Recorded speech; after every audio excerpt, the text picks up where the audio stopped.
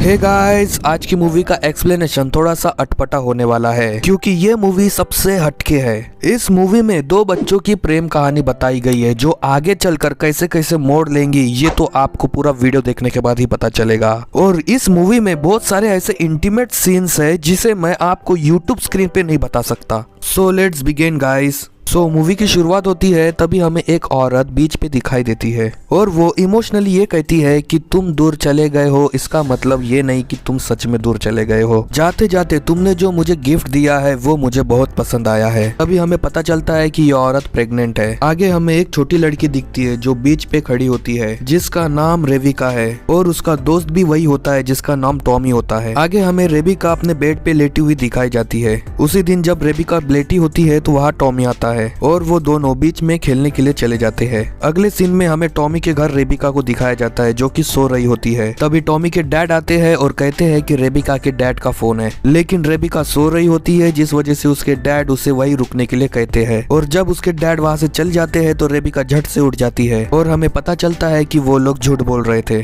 दरअसल ये दोनों एक दूसरे से प्यार करते हैं। अगले दिन सुबह वो दोनों हमें एक ही बेड पर साथ में दिखाए जाते हैं। फिर वो दोनों अपनी साइकिल लेकर बीच पे दिखाई देते हैं जहाँ उन्हें एक स्नेल दिखती है और वो दोनों उसी के बारे में सोचते हैं। और टॉमी कहता है कि ये कितना अकेला है, इसने तो अब तक दुनिया भी नहीं देखी होगी, मैं इसे कल बीच पर लेके जाऊंगा। तभी रेबिका उससे कहती है कि मैं कल जा रही हूँ यहाँ से क्योंकि उसके मॉम की जापान में जॉब लग चुकी है और उसको जाना पड़ेगा। तभी टॉमी उठ के उसके पास जाता है और उसे किस कर लेता है पर वो चले जाती है। आगे हमें रेबिका नहाते हुए दिखती है और तभी उसे टॉमी का कॉल आता है और वो कहती है कि हम शाम को 6 बजे निकलने वाले हैं। आगे हमें रेबिका अपने दादाजी के साथ टॉमी का इंतजार करते हुए दिखाई देती है, लेकिन टॉमी उसे मिलने नहीं आता। आगे हमें 12 साल बाद की स्टोरी दिखाई जाती है। रेबिका टोक्यो से वापस अपने घर आती है। फिर वो टॉम के घर पे जाती है और उसके मॉम से उसके बारे में पूछती है। तभी उसे पता चलता है कि टॉमी अभी यहाँ नहीं रहता, पर वो उनसे उसका पता ले लेती है। फिर वो उसी पता पर जाती है टॉमी से मिलने और वो जाती है तो उसे दिखती है एक निवस्त्र लड़की जिसका नाम रोज होता है।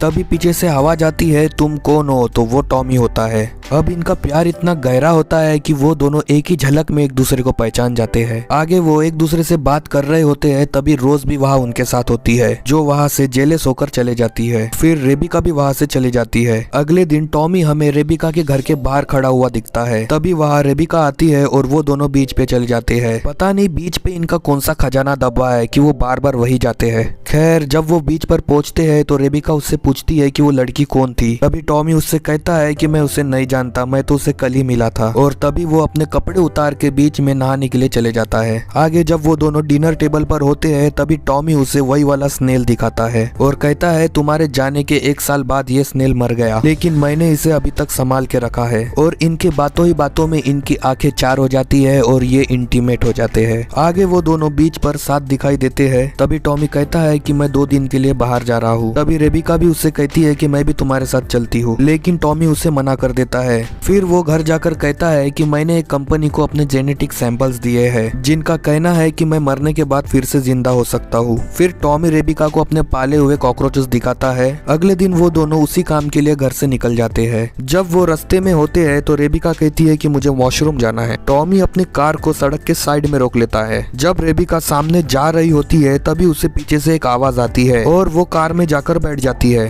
तभी हमें दिखता है कि सामने टॉमी की लाश पड़ी है। दरअसल कार से उतरते ही टॉमी की दूसरे कार से टक्कर हो गई थी जिस वजह से उसकी मौत हो गई। आगे हम देखते हैं कि रेबिका उसी स्नेल को डब्बे से निकालती है और उसे वहां से एक चिट्ठी मिलती है और उस चिट्ठी में लिखा होता है, मैं तब तक तुम्हारा इंतजार करूंगा जब तक कि मैं मर नहीं जाता। ये बड़ा ही इमोशनल सीन होता है। आगे हमें रेबिका बीच पर दिखती है और वो टॉमी के जैसे ही हरकतें शुरू कर देती है। फिर वो हमें टॉमी के कब्र के पास दिखाई देती है। आगे हमें रेबिका के घर पर टॉमी के मॉम डैड दिखाई देते हैं। तभी रेबिका उन्हें उस लैब के बारे में बताती है और कहती है कि टॉमी फिर से जिंदा हो सकता है। तभी टॉमी की मॉम उसे कहती है कि मेरा बेटा कोई जानवर नहीं है जिससे उसे कब्र से बाहर निकाले। रेबिका उन्हें मनाने की बहुत कोशिश करती है लेकिन वो वहाँ से चले जाते हैं। आगे हमें दिखाया जाता है कि टॉमी के डैड रेबिका को जेनेटिक सैंपल देते हैं। तभी रेबिका उनसे कहती है क्या हम यहाँ से दूर चले जाए, पर टॉमी के डैड उससे कहते हैं कि हम अगले हफ्ते ही यहाँ से जा रहे हैं। आगे हमें रेबिका उसी जेनेटिक लैब में दिखाई देती है जहाँ उसका इलाज चल रहा होता है। है। फिर कुछ समय बाद रेबिका हमें प्रेग्नेंट दिखाई देती है और उसका फिर ऑपरेशन होता है और एक बेबी जन्म लेता है। फिर हम देखते हैं कि वो अपने 3 साल के बेबी को बीच पर लेकर घूमती है। रेबिका ने इसका नाम टॉमी ही रखा होता है। आगे हम देखते हैं कि टॉमी 5 साल का हो गया है। तभी टॉमी पूछता है कि मेरे डैड कहाँ है। तभी रेबिका उसे सच सच बताती है कि उसके डैड की मौत 5 साल पहले कार एक्सीडेंट में हो गई थी।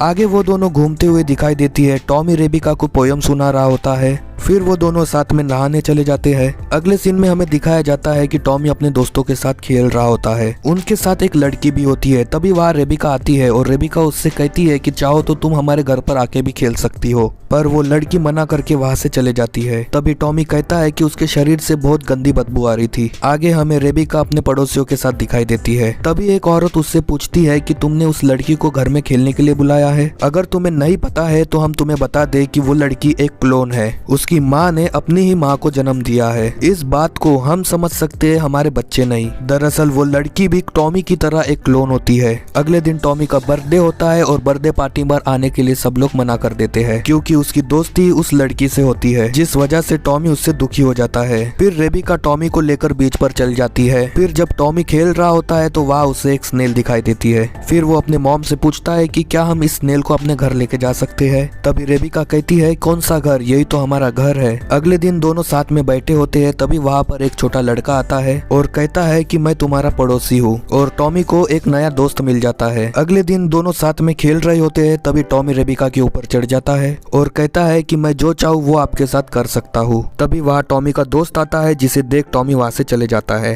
काफी साल बीत जाते हैं। अब टॉमी भी बड़ा हो चुका होता है। वो बिल्कुल अपने डैड के जैसा ही दिखता है। जब रेबिका उसके रूम में जाती है तब वो देखती है कि उसके साथ एक लड़की सो रही है, जिसे देख वो दुखी होकर वहाँ से चले जाती है। जब रेबिका बाहर बैठी होती है तभी उसके पास टॉमी आता है और कहता है कि मोनिका यहाँ कुछ दिन और रहेंगी। वो एक अच्छी लड़की है, जब वो मेरे साथ होती है तो मैं बहुत खुश रहता हूँ। आगे हम देखते हैं कि रेबिका उन दोनों को साथ में देखकर बहुत ही दुखी रहती है। अगली सुबह मोनिका घर के बाहर जॉगिंग कर रही होती है, जिसे देख रेबिका टॉमी के रूम में चली जाती है और उसके साथ जाकर सो जाती है। जब टॉमी उठता है तो वो देखता है कि उसके साथ रेबिका सो रही है, जिसे देख वो फटाफट अपने कपड़े पहनने लगता है। तभी वहाँ पर मोनिका आ जाती है और टॉमी के साथ इंटीमेट होने की कोशिश करती है, पर टॉमी उसे रोक लेता है और कहता है कि चलो साथ में नहाने जाते हैं। अगले दिन रेबिका घर के बाहर बैठी होती है। तभी वहाँ मोनिका और टॉमी आ जाती है। टॉमी अपने मॉम के साथ मस्ती करने लगता है।